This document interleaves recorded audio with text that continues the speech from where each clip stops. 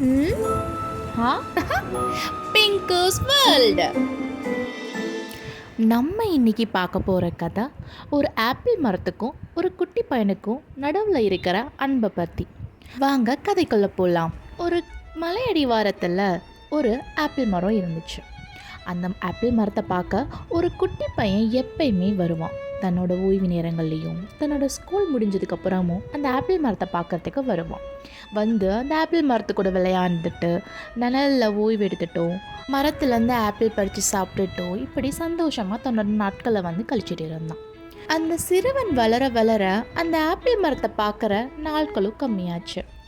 அந்த ஆப்பிள் மரம் அந்த பையனை ரொம்பவே மிஸ் பண்ண ஆரம்பிச்சுது.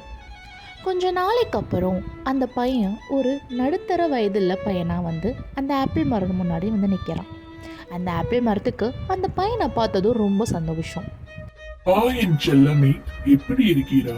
உன்னை பார்த்து ரொம்ப நாள் ஆச்சு அப்படின்னு அந்த ஆப்பிள் மரம் கேட்டுச்சு. அதுக்கு அந்த சிறுவன், எனக்கு காசு வேணும், நான் வாழ்க்கையில முன்னேறணும் அப்படின்னு அந்த சிறுவன் அந்த ஆப்பிள் மரத்துக்கிட்ட சொன்னான். அதுக்கு அந்த ஆப்பிள் மரம் சொல்லிச்சு, செல்லமே, என்கிட்ட காசு எதுவும் இல்ல, ஆனா நான் உனக்கு என்னோட பழங்களை தரேன். இந்த ஆப்பிள் எல்லாம் வித்து நீ வந்து பணமாக்கிக்கோ, வாழ்க்கையில சந்தோஷமாயிரு அப்படின்னு தன்னோட ஆப்பிள் எல்லாத்தையும் வந்து அந்த பையனுக்கு கொடுத்துச்சு. நாட்கள் கடந்தன. அதுக்கப்புறம் அந்த சின்ன பையன் அந்த ஆப்பிள் மரத்தை பார்க்கவே வரவே இல்லை. கொஞ்ச நாளைக்கு அப்புறம் அந்த குட்டி பையன் இப்போ ஒரு பெரிய இளைஞனாக மாறிட்டான். அந்த ஆப்பிள் மரத்தை பார்க்க திரும்பவும் வரான். அந்த சிறுவனை பார்த்ததும் அந்த ஆப்பிள் மரத்துக்கு அளவில்லாத மகிழ்ச்சி. அந்த ஆப்பிள் மரம் சொல்லிச்சு, வா என் செல்லமே, என்ன பார்க்க உனக்கு இவ்வளவு நாளா? எப்படி இருக்கிற? நல்லா இருக்கியா? அப்படின்னு அந்த ஆப்பிள் மரம் அந்த சிறுவன் கிட்ட கேட்டுக்குது. அந்த சிறுவன் சொல்றான், எனக்கு வீடு வேணும், என் குடும்பத்தோட வசிக்க எனக்கு ஒரு வீடு வேணும் அப்படின்னு அந்த சிறுவன் அந்த ஆப்பிள் மரத்துக்கிட்ட கேட்கறான். அதுக்கு அந்த ஆப்பிள் மரம் சொல்லிச்சு, செல்லமே, என்கிட்ட இருக்க கிளைகள் எல்லாம் நீ எடுத்துக்கோ, அதை பயன்படுத்தி உனக்குன்னு ஒரு வீடு கட்டிக்கோ, சந்தோஷமா இரு அப்படின்னு அந்த ஆப்பிள் மரம் சொல்லிச்சு. அந்த இளைஞனும் அந்த மரத்தோட கிளைகளை கொஞ்சம் கொஞ்சமாக வெட்டி தனக்குன்னு ஒரு வீடை வந்து கட்டி சந்தோஷமாக வாழ ஸ்டார்ட் பண்ணான். நாட்கள் கடந்தது. இப்போது இருந்ததை விட அந்த ஆப்பிள் மரம் ரொம்பவும் பலவீனமாக ஆயிடுச்சு. இந்த சிறுவன் மீது உள்ள அன்பால் தன்னோட பழங்கள், கிளைகள் எல்லாமே வந்து அந்த பையனுக்காக கொடுத்துருச்சு. இப்போது அந்த ஆப்பிள் மரத்துக்கிட்ட ஒரு பாதி அளவு வெட்டப்பட்ட மரத்துண்டு மட்டும்தான் மீதம் இருக்குது. ஆப்பிள் மரமும் தன்னோட இறுதி நாட்களை எண்ணிக்கொண்டு இருந்துச்சு. கடைசியாக அந்த சிறுவனை பார்க்க மாட்டோமோ அப்படின்னு ஒரு ஏக்கமும் அதுக்கிட்ட இருந்தது. கொஞ்ச நாளைக்கு அப்புறம் அந்த சிறுவன் ஒரு வயதான முதியவனா ஆனான்.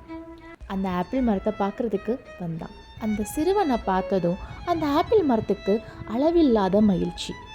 உடனே அந்த ஆப்பிள் மரம் சொல்லிச்சு, வா என் செல்லமே, உன்னை பார்த்ததுல எனக்கு ரொம்ப சந்தோஷமா இருக்கு. உனக்காக தான் நான் இவ்வளவு நாள் காத்துட்டு இருந்தேன். வா என் செல்லமே, வா ஏன்னு அந்த ஆப்பிள் மரம் அந்த சிறுவனை கூப்பிட்டுச்சு. அந்த சிறுவனும் அந்த ஆப்பிள் மரத்துக்கிட்ட சொல்றான், ஆப்பிள் மரமே, நான் என் வாழ்க்கையில எல்லாமே அனுபவிச்சுட்டேன். எனக்கு இப்போ நிம்மதியா ஓய்வு எடுக்கிறதுக்கு ஒரு இடம் வேணும் அப்படின்னு அந்த சிறுவன் அந்த ஆப்பிள் மரத்துக்கிட்ட சொல்றான். அதுக்கு அந்த ஆப்பிள் மரம், வா என் செல்லமே, என் மேல உட்கார்ந்து ஓய்விடு. நான் உனக்காக தான் இவ்வளவு நாள் காத்துட்டு இருக்கேன் அப்படின்னு அந்த ஆப்பிள் மரம் சந்தோஷமா அந்த வயதான முதியவரை கூப்பிட்டு தன்னோட மேல உட்கார வச்சுக்கிச்சு. அந்த ஆப்பிள் மரம் கடைசியா, நான் உனக்காக என்ன வேணா பண்ணுவேன் செல்லமே, எனக்கு உன்னை ரொம்ப பிடிக்கும் அப்படின்னு சொல்லிட்டு அந்த ஆப்பிள் மரம் கண்ணை மூடிடுச்சு. அதுக்கப்புறம் அந்த ஆப்பிள் மரம் கண்ணை திறக்கவே இல்லை. அதுக்கப்புறம் அந்த வயசான முதியவரும் அந்த ஆப்பிள் மரத்தை பார்க்க தினமும் வருவார். தினமும் வந்து அந்த ஆப்பிள் மரத்துக்கிட்ட பேசுவார். ஆனால் அந்த ஆப்பிள் மரம் கண்ணை திறக்கவே இல்லை. ஒரு நாள் அந்த முதியவர் அந்த ஆப்பிள் மரத்தை பார்க்க வரும்போது அந்த ஆப்பிள் மரத்தை சுற்றி இருக்கிறத கவனிக்கிறாரு. அந்த ஆப்பிள் மரத்தை தவிர மற்ற எல்லா பகுதியிலையும் மரங்கள், செடிகள் எல்லாம் வளர்ந்து நல்லா பசுமையாகவும் காய்கள் எல்லாம் பூத்து குலுங்கிட்டும் இருக்குது. ஆனால் இந்த ஆப்பிள் மரம் மட்டும் பாதி வெட்டப்பட்ட நிலைமையில் தனிமையில் இருக்கிறத கவனிக்கிறாரு. அப்போ தான் அந்த முதியவருக்கு வந்து எல்லாமே புரிய வருது.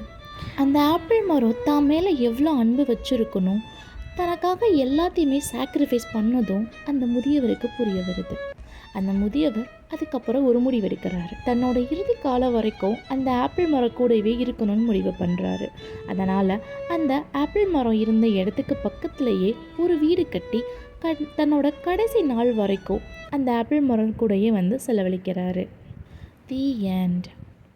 நம்ம இந்த கதையிலேருந்து என்ன தெரிஞ்சுக்கிறோன்னா, உண்மையான அன்பு சுயநலம் இல்லாதது, அன்பு எதையும் எதிர்பார்க்காதது. அதனால் முடிஞ்ச அளவுக்கு எல்லார்கிட்டேயும் அன்பாக இருங்க, சந்தோஷமாக இருங்க.